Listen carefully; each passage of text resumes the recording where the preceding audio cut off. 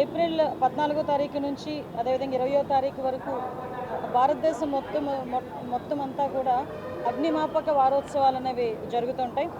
దీనికి ప్రధానమైన కారణం ఇందాక ఫైర్ ఆఫీసర్స్ కూడా చెప్పున్నారు. 1944లోని ఏప్రిల్ 14న ముంబై ఓడరేవులోని అతిపెద్ద అగ్ని ప్రమాదం జరిగింది. ఆ అగ్ని ప్రమాదంలో చాలామంది అగ్నిమాపక సిబ్బంది కూడా 66 మంది అగ్నిమాపక సిబ్బంది చనిపోవడం కూడా జరిగింది. సుమారుగా 87 మంది అగ్నిమాపక సిబ్బంది కూడా ఇంజురీస్ కూడా జరిగినాయి. అమరవీరులందరికీ కూడా జ్ఞాపకార్థంగా ప్రతి సంవత్సరం కూడా ఏప్రిల్ 14 నుంచి 20వ తారీఖు వరకు అగ్నిమాపక వారోత్సవాలు అనేవి జరపడం, అందులో భాగంగానే మొదటి రోజున అగ్నిమాపక ప్రమాదాలు అరికట్టడంలో అమరవీరులైన అగ్నిమాపక సిబ్బందికి అందరికీ కూడా నివాళులు అర్పించడం, అదేవిధంగా రెండో రోజున అగ్నిమాపక కేంద్ర పరిధిలో ఉన్న బస్ స్టాండ్, రైల్వే స్టేషన్స్, అదేవిధంగా మాల్స్, మార్కెట్లు అలాంటి వాటిలోని ఈ ఫైర్కి సంబంధించిన మాక్ డ్రిల్స్ నిర్వహించడం, అవగాహన కార్యక్రమాలు పెట్టడం అండి. అదేవిధంగా థర్డ్ డే అపార్ట్మెంట్స్, నివాస యోగ్యమైన ప్రదేశాల్లోని ఇట్లాంటి మాక్ డ్రిల్స్ ప్రదర్శించడం, అదేవిధంగా 4వ రోజున విద్యా సంస్థల దగ్గర, అదేవిధంగా 5వ రోజున పెట్రోల్ బంక్ మరియు గ్యాస్ గోడౌన్స్ దగ్గర, 6th డే హాస్పిటల్స్ అలాంటి ఏరియాలో అగ్ని ప్రమాదాలు జరిగితే ఎలాగ రెస్క్యూ చేయాలి, ఎలాగ డిపార్ట్మెంట్ వాళ్ళు రెస్క్యూ చేస్తారు, ఇవన్నీ కూడా చాలా క్లియర్గా ఎక్స్ప్లెయిన్ చేయడం జరిగింది. ఈరోజు ఈ వారోత్సవాల్లోని కంటిన్యూటీ కూడా ఈ ప్రచారం కోసం 2025కి అగ్ని సురక్షిత భారతదేశానికి ఐక్యం అవ్వండి, unite to ignite the fire safe India అని చెప్పేసి ఒక స్లోగన్ కూడా తీసుకొని ఈరోజు మనందరం కూడా ముందుకెళ్లే పరిస్థితి కనిపిస్తూ ఉందండి. మీ అందరికీ తెలుసు, అగ్నిమాపక సిబ్బంది చేసే సేవలు ఎనలేని సేవలు. ఎక్కడ ఏ డిజాస్టర్ జరిగినా కూడా మేము ఉన్నామని చెప్పి ముందుకొచ్చి ప్రాణాలని కూడా సైతం లెక్క చేయకుండా ముందు అక్కడ ఉన్న వాళ్ళందరినీ కూడా సురక్షితంగా బయటకు తీసుకురావాలి, ఎవరైతే బాధితులు ఉన్నారో వాళ్ళందరినీ కూడా హాస్పిటల్కి తీసుకురావాలని రష్లో కనీసం వాళ్ళ దగ్గర ఉన్న సేఫ్టీ ప్రికాషన్స్ కూడా తీసుకోకుండా దూకిన సందర్భాలు కూడా చాలా ఉన్నాయి. మొన్న రీసెంట్గా మనందరికీ తెలుసు, ఎసెన్షియా కంపెనీ అక్కడ సుమారుగా 17 మంది ఆ ఫార్మా కంపెనీ పేలుడు సంభవించినప్పుడు అగ్నిమాపక సిబ్బంది, అదేవిధంగా ఎన్డీఆర్ఎఫ్, ఎస్డీఆర్ఎఫ్ టీమ్స్ ఇమీడియట్గా వెళ్ళి ఆ 17 మృతదేహాలని బయటకు తీసుకురావటం ఒక ఎత్తు అయితే, అక్కడ మిగతా చిక్కుకున్న బాధితులందరినీ కూడా చాలామంది బాధితుల్ని బయటకు తీసుకొచ్చి వాళ్ళందరినీ కూడా హాస్పిటల్స్కి పంపించిన పరిస్థితి కనిపిస్తూ ఉంది. ఇప్పుడు విషయం ఏంటంటే, అగ్నిమాపక సిబ్బందికి ఒక సవాల్ ఏంటంటే, వాళ్ళకి లాస్ట్ 5 సంవత్సరాలు కూడా కనీసం ఒక వెహికల్ కాదు కదా, ఒక పంపు కూడా కొనిచ్చిన పాపాన పోలే లాస్ట్ గవర్నమెంట్. ఈ విషయం చెప్పాలి. ఎందుకనంటే మేము అధికారంలోకి వచ్చిన తర్వాత అగ్నిమాపక సిబ్బందికి సంబంధించిన ఎక్విప్మెంట్ కానీ వెహికల్స్ కానీ చూస్తే ఒకసారి మాకే భయం వేసిన సందర్భం. 2014 నుంచి 19 వరకు ఏదైతే మనం కొన్నామో అదే మెటీరియల్ తప్పించి ఏ మెటీరియల్ కూడా లేదు. ఇప్పుడు మీరు ఇక్కడ అందరూ కూడా చూశారు, దీన్ని టర్న్ టేబుల్ ల్యాడర్ అని అంటారు. ఇది సుమారుగా 10 కోట్ల వ్యయం ఉన్న ఈ వెహికల్ ఇది సుమారుగా 55 మీటర్ల వరకు పైకి వెళ్ళేది. మన రాష్ట్రంలో 3 వెహికల్స్ని గౌరవ చంద్రబాబు నాయుడు గారు సీఎంగా ఉండేటప్పుడు 2018లో ఆయన సీఎంగా ఉండేటప్పుడు ఒక్కొక్కటి ఇక్కడ ఇది 10 కోట్లు, వైజాగ్లోనే 90 మీటర్లు ఎత్తున వెళ్తుంది. అది ఇంచుమించుగా 20 crores. మళ్ళీ తిరుపతిలో కూడా ఇలాంటి వెహికల్ ఉంది. మొత్తం 3 వెహికల్స్ని కూడా మనం అప్పుడు పర్చేస్ చేసుకున్నవి. మళ్ళీ ఇప్పుడు మనకి ఫైర్ స్టేషన్స్ కూడా 175 ఫైర్ స్టేషన్స్, అవుట్ పోస్టులు ఇంకొక 10, మొత్తం 185 ఫైర్ స్టేషన్స్ ఉన్నాయి.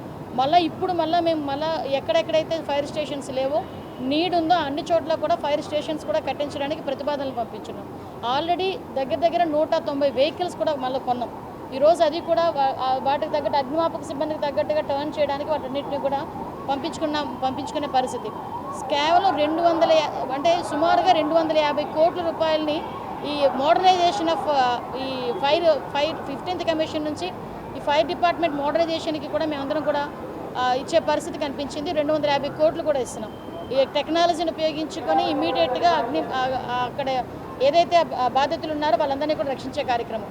ఇందాక కూడా డిమో చూపించారు. అంటే సిలిండర్ ఏదైనా గబుక్మని ఫైర్ అయినా ఎలాగ చేయాలి అంటే, వారోత్సవాల్లోనే కాదండి, మిగతా టైముల్లో కూడా అవగాహన కార్యక్రమాల్లో ఫైర్ సిబ్బంది ముందు ఉంటున్నారు. ఎక్కడైనా ఏదైనా ఇబ్బంది జరిగింది ఇమీడియట్గా అక్కడికి వెళ్ళి చేసే పరిస్థితి.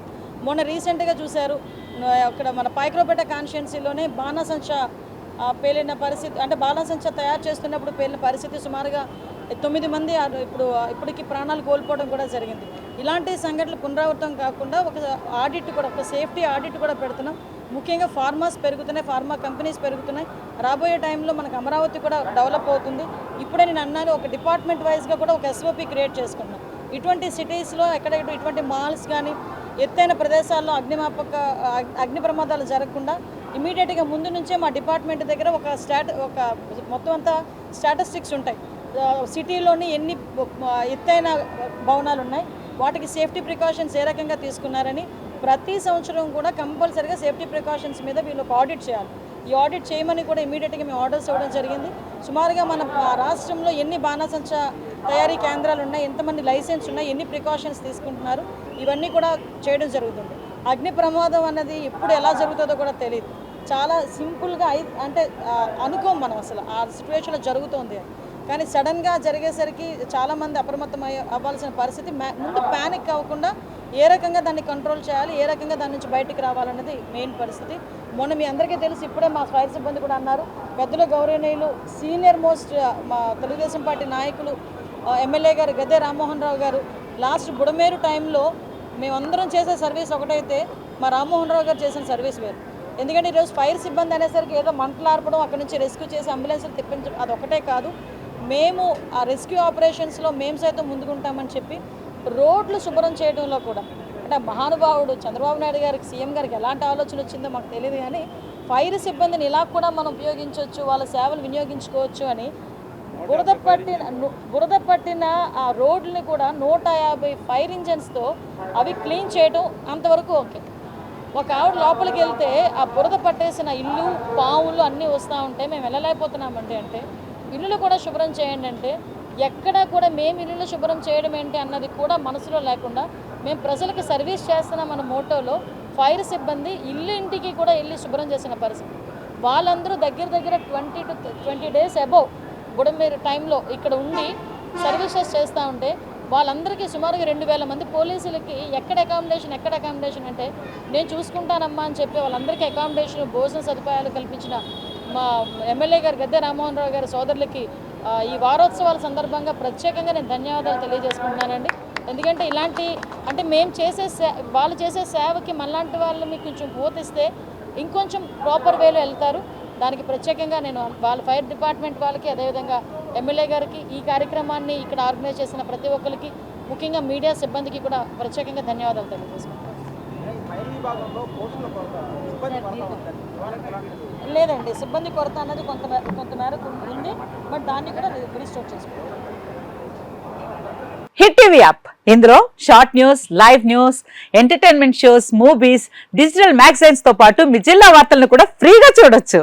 ఇంకెందుకు ఆలస్యం, వెంటనే హిట్ టీవీ యాప్ ని డౌన్లోడ్ చేసుకుని ఫ్రీగా ఎంటర్టైన్మెంట్ పొందండి. Hit TV app, hit TV app, please download hit TV app. Hit TV app ని ఫ్రీగా డౌన్లోడ్ చేసుకుని ఎంజాయ్ చేయండి. మీకు నచ్చిన ఎంటర్టైన్మెంట్ కోసం హిట్ టీవీ యాప్ ని ఫ్రీగా డౌన్లోడ్ చేసుకుని ఎంజాయ్ చేయండి. హిట్ టీవీ యాప్ ని డౌన్లోడ్ చేసుకుని ఆస్వాదించండి, ఆశీర్వదించండి. ఇంతమంది సెలబ్రిటీలు హిట్ టీవీ యాప్ ని డౌన్లోడ్ చేసుకోండి అని చెప్తున్నారంటే ఎంత మంచి యాప్ ఆలోచించండి.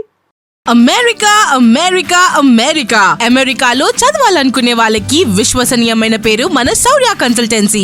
UK లో 1 year masters, UK లో 1 year masters, 2 years work permit up to 5 years visa. Contact Saurya Consultancy.